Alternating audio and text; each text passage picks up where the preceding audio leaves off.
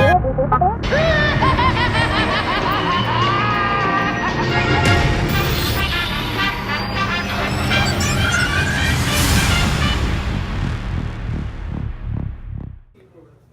everybody, it's Guys Comic Life and New Comic Book Day 6/20/18. Also, the 20th of June is my brother Matthew's birthday. Shout out, happy birthday, Matt. So today we're just going to be looking at some comics. I got quite a stack today because my dad came home from Florida and he had a surprise for me. He had gotten me some comic books. So the first couple books I'm going to show you are from my dad. Thank you, Dad. Well, actually, I'm rocking the Venom shirt today, but the first book I'm going to show you is a mega score that I got. So, I was at my LCS, and there was this box that said, not for sale. And I'm like, okay, but there was a box beneath it. And there was no writing on it or anything, and I picked it up, and then the dude comes over, the guy who runs the shop, and I'm like, are these for sale? And he's like, oh yeah. And I started digging through them, and I found this. I found Amazing Spider-Man 792, which is the first full appearance of Maniac, Alex Ross cover. This is like one of the first times he's like ever drawn Venom. Look at how amazing that cover is. Sorry for the glare. Like, I found this and I immediately picked out a Mylar bag and put it in there to keep it in good condition. So I thought that was badass. So pick up of the week right here, $4 cover price. This book's going for upwards of $20 on eBay. Insane find. And these are all from my father. He got me the Gwen Stacy, John Romita Sr. variant for Amazing Spider-Man issue 800. Love this. Very monotone, you know, kind of sad-looking Spider-Man. Then he also got me Amazing Spider-Man number 800, the variant Mark Bagley edition. So that was pretty cool. Sorry for the noise in the background. My wife is watching Skins. That's very cool. Red Goblin. Man, I wish Mark Bagley was still drawing Spider-Man. I know he just did like the Venom series before Donny Cates, which I was really a fan of. And I was doing a mini Deadpool series, so he still draws comics, just not a lot.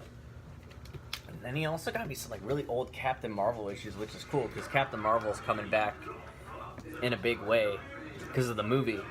So this is number 19. Really cool cover. Love like classic Silver Age books. And this is a really cool book.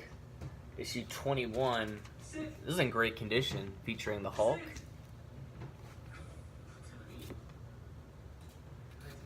Yeah, that's super dope. And then I got Captain Marvel issue 57. And we got the Thor, featuring the Mighty Thor on this cover right here. Pretty dope. And he knows I love my Batman, so and this is cool because it kind of prepares me for the Batman wedding. But here's Gotham Adventures number 4, based on the new Batman Adventures in the animated series. And then, even better, Batman Adventures issue number 2. It's not an issue number 12, it's not the first Harley Quinn, but you gotta love Bruce Timm's style of artwork. So thank you, Dad, for those books. And these came out, well, this came out a while ago, but these next couple came out like last week or something. But this is Oblivion Song number 2. They're on issue 4 already, but I read issue 1, I liked it. I picked up this one, I've yet to read it, so we'll see if it's good or not.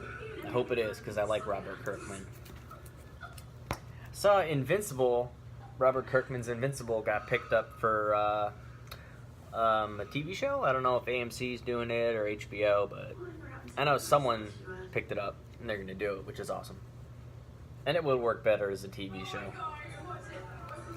And this came out last week. This is The Immortal Man, issue 3.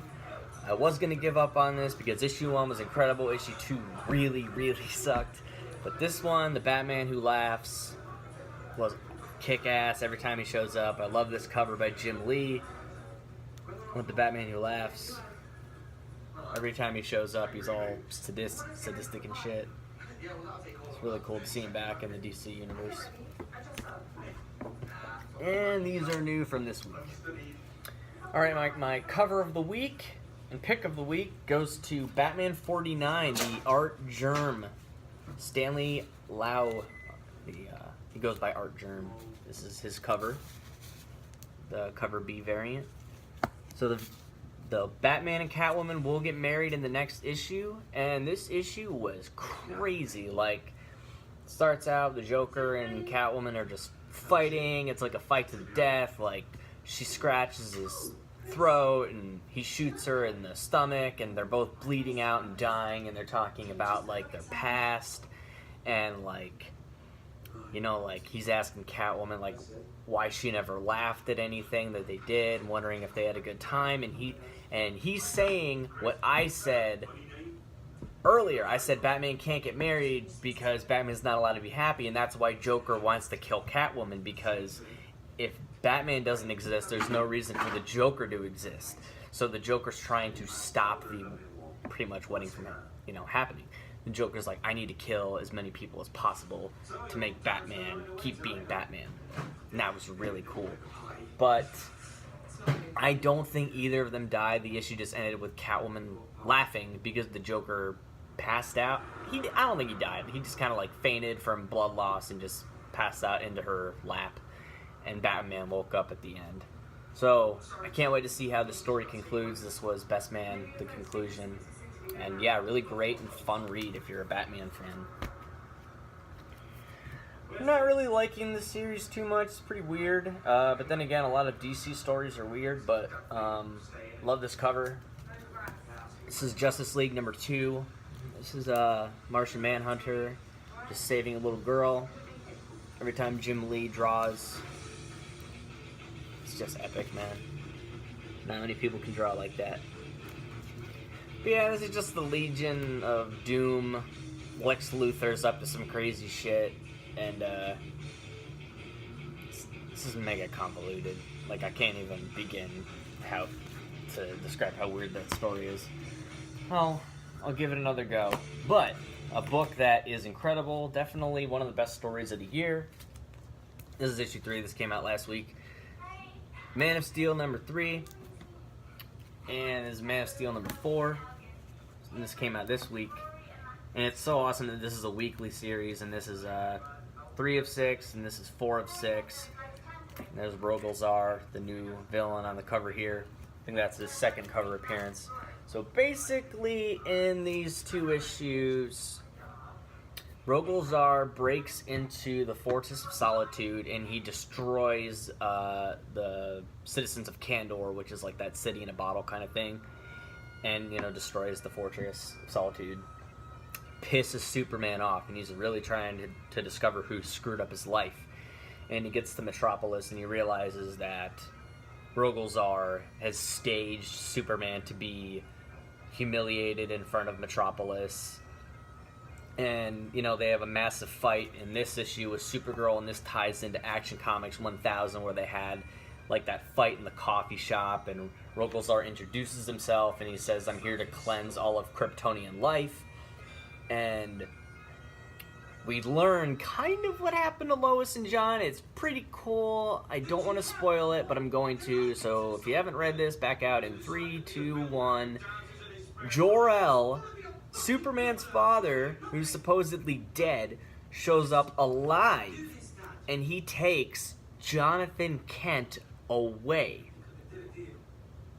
Now, I think he did that because he knows Rogolzar is coming, and he kind of wants to protect Jonathan Kent because he's a Kryptonian and he wants to help the Kryptonian race or whatever. Not sure how that's going to go or not, but yeah, Jor-El shows up and wants to take Jonathan Kent. So yeah, I love how we're getting a little bit of payoff in each issue. Brian Michael Bendis is 4 of 4. This man is doing great work on Superman. Everyone that said he was going to suck, you're wrong. This has been a great miniseries. I can't wait for it to end. Alright, a lot of DC this week. DC's killing it with their covers, and good stories. But here's 2 Marvel books. This is Dan Slott's farewell swan song to the Amazing Spider-Man.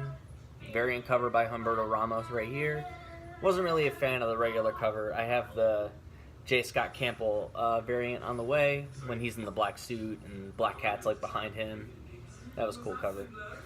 But yeah, this story's pretty neat. It's in the beginning, it's Spider-Man, and he kind of has like the Steve Ditko look. It's like in the past, and he stops a mugging, and he saves this guy. And later in the issue, he runs into Spider-Man, like later in life, and he says, "You saved my life." And Spider-Man's like, "I really don't remember. I saved a lot of people. You know, how did I do that?" And it's actually pretty powerful because the guy says, "You stopped me from smoking."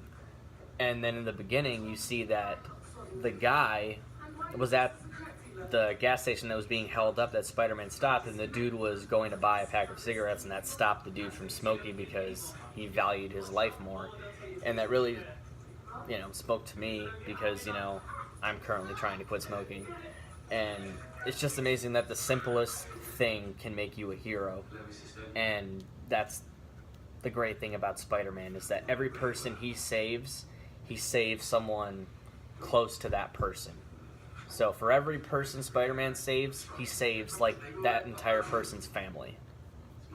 Very powerful issue. Dan Slott, thank you for giving us one great last story on Spider-Man. I know you've had your ups and downs, but this last Red Goblin stuff, very good. Good luck to Nick Spencer and Ryan Otley. They have big shoes to fill. And lastly, we have X-Men Gold number 30, this phenomenal J. Scott Campbell variant. This dude is on freaking fire right now. Now, a wedding does happen in this issue, but it's not between them. It's not between them. They've been building this wedding for like 5 issues, and they don't get married. And they're on the cover getting married. What the fuck, Marvel? Now, I don't know, some people might defend this or whatever. But, I don't know. I don't know what there is to defend. But, I mean, it is kind of cool who ends up getting married. Rogue and Gambit get married. So there's going to be a series coming out that's called, I don't know, X Heroes or something, at Wedding X, something like that. And it's just a series with Rogue and Gambit being married and shit. I don't know. I probably won't check that out. All I know is this issue was it was good. It was just like, come on, you promoted this wedding and they didn't get married. It's like they were at the altar and Kitty Pryde left Colossus, you know, when he was about to put the ring on her finger. Her hand went through his hand, and she's like, "I can't do this." And it's weird because she's the one that proposed to him. I don't know. I just hope... Now I just really hope Batman and Catwoman get married because, I don't know. That was disappointing. A cool cover. Alright, guys. It was a great week for comic books. There's a lot of good stuff out this week. So yeah, now we eagerly await the Batman issue number 50 wedding. Will they get married? Will somebody die? Either way, it's going to be a key book. Get it. There's plenty of cool variants out. There's a Jim Lee variant. I'm going to get that one. I got my J. Scott Campbell on the way. He's my favorite artist right now in the game. And, Cosmic Ghost Rider is out on July 4th. And Teen Titans number 20. And that's going to be the first appearance of Crush, Lobo's daughter. So make sure you have those on your pull list. Those are my top 3 for July 4th. I'm not really sure what's going on next week. I'm really not. Oh, and I didn't pick up Iron Man number 1 this week. Wasn't feeling that $5 price tag, so I put it aside. Probably going to get it next week. But yeah, if you liked the video, please comment and subscribe. And let me know what you picked up this week. See you guys.